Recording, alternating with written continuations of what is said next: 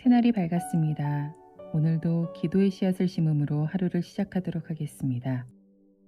오늘 함께 읽고 묵상할 말씀은 출애굽기 3장 4절의 말씀입니다.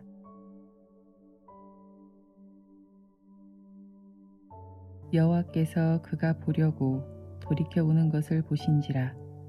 하나님이 떨기나무 가운데서 그를 불러 이르시되 모세야 모세야 하시매 그가 이르되 내가 여기 있나이다. 모세는 원래 이런 사람이었습니다. 히브리인이나 애굽인으로 살아가 늘 민족 정체성의 혼란 가운데 자랐고, 정의로운 사람이나 충동적이어서 살인자가 되었으며, 이후에는 도망자로 한 40년을 숨어서 광야에서 살아야 했습니다. 도망자였고 실패자였으며 삶의 목적을 잃은 채 숨어 살다가 80세의 노년이 되었습니다. 더 이상 신락 같은 소망조차 품을 수 없었습니다. 그런 모세에게 하나님이 나타나십니다. 불이 붙었으나 결코 타지 않는 떨기나무. 그 불꽃 가운데 모세를 부르십니다. 이 사건으로 잠들었던 모세가 깨어납니다. 스스로 실패자라 여기며 죽음만을 생각하던 모세가 일어납니다. 이 일로 모세의 인생은 다시 시작됩니다. 작은 소망조차 품을 수 없던 인생이 민족을 구원으로 이끄는 지도자가 됩니다. 숨어 도망만 다니던 자가 자신의 대적 앞에 당당히 맞서는 이가 되었습니다. 하나님이 모세에게 특별한 능력을 주신 것이 아닙니다. 오직 하나님의 현존, 하나님의 임재로 가능한 일이었습니다. 그 이후의 삶 가운데도 위기는 계속되었습니다. 죽음을 무릅쓰고 이스라엘 백성들과 함께 애굽을 탈출해야 했고, 바로의 군대에 쫓기다가 홍해를 만나기도 했으며, 숱한 죽음의 위기, 백성들의 원망, 가족의 시기, 반란. 그러나 모세는 이전과 같이 도망하지 않았습니다. 그는 하나님이 보여주신 그 엄청난 징표를 잊을 수가 없었습니다. 이런 위기 가운데 모세는 이 불에 타지 않는 떨기나무를 생각했을 것입니다. 불에 타오르지만 결코 꺼지지 않고 제도되지 않는 나무. 그 불꽃 가운데 자신의 이름을 부르신 하나님을 기억했을 것입니다. 수없는 죽음의 위기 가운데 결코 쓰러지지 않을 수 없었던 이유, 바로 이 나무, 하나님의 현존이었습니다. 하나님은 인생의 좌절과 침체 가운데 있는 사람에게 찾아가 꿈을 꾸게 하십니다. 더 이상 내 삶에 희망이 없다 생각하는 이에게 찾아와 사명을 주십니다. 그 꿈과 사명은 하나님의 자기 계시입니다. 하나님의 현존입니다. 그러나 하나님은 자신을 드러내시면서 사명을 주시며 그분에게 우리들의 삶을 다 맡기라고 하십니다. 여러분이 가진 무엇으로 하시는 것이 아닙니다. 실패한 우리도 소망하면서 꿈을 꿀 수 있는 이유가 여기 있습니다. 이 사명의 주체는 하나님이시기 때문입니다. 이 시간 여러분의 인생 가운데 찾아와 결코 사그러들지 않는 떨기나무 불꽃 한가운데서 여러분의 이름을 부르시는 그 주님의 음성에 잠시 귀 기울여 봅시다.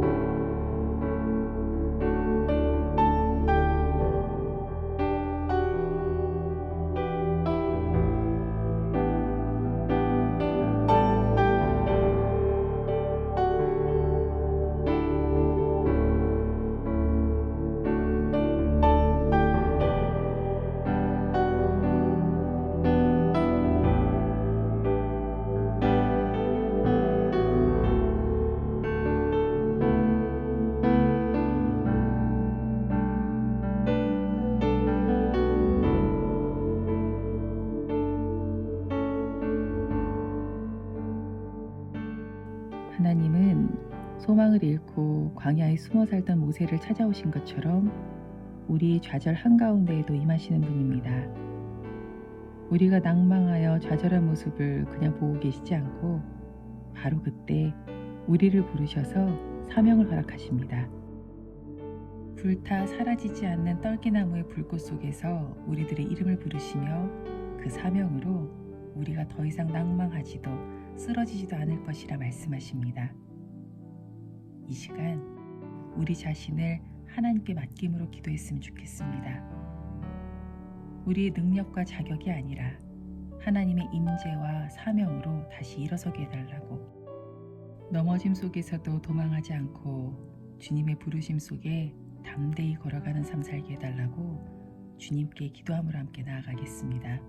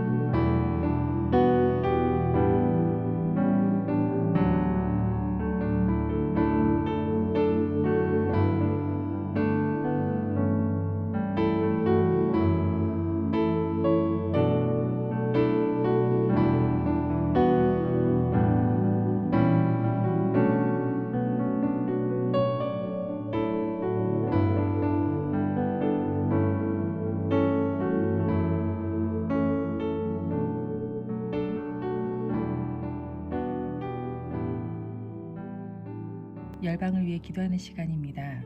오늘은 체코를 위해서 기도합시다. 체코는 인구 70% 이상이 비종교인이며 영적인 관심이 현저합니다.